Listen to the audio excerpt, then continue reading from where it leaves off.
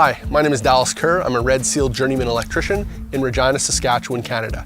Today we're going to talk about aluminum wiring, what it looks like and what to do if you find it. If you decide to update your plugs and switches yourself and you pull out a device and it looks like this with the aluminum, don't keep going and ignore the problem, and don't pack up the family, light a match and hit the road. It just means that special care and attention has to be used when dealing with it. Your next step is to put the device back in the wall and call a professional qualified electrician like Kerr Electric.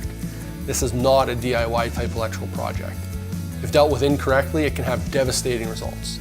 The biggest reason this isn't for DIYers is that current devices are not meant for aluminum. Every device is meant for copper. You can see the difference there.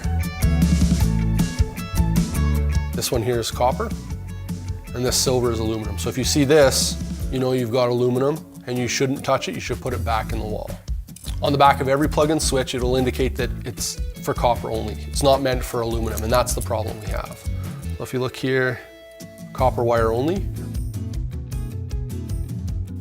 Copper and aluminum don't play nice together. Copper actually speeds up the oxidation process of aluminum and can actually cause the aluminum to disintegrate. Not so good for plugs and switches. There is hope though. You don't need to rewire your house, you don't need to move, and you don't need to settle for your old cracked and ugly devices. You just need to call a pro.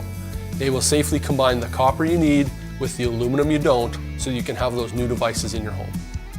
There seems to be a real stigma with regards to aluminum wiring. Homeowners and contractors seem to think it's just an accident waiting to happen.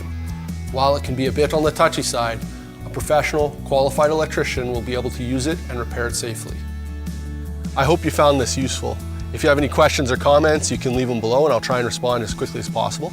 If you're in Regina and surrounding area and the DIY thing just isn't for you, you can give me a call or email me. The details are below. Thanks for watching.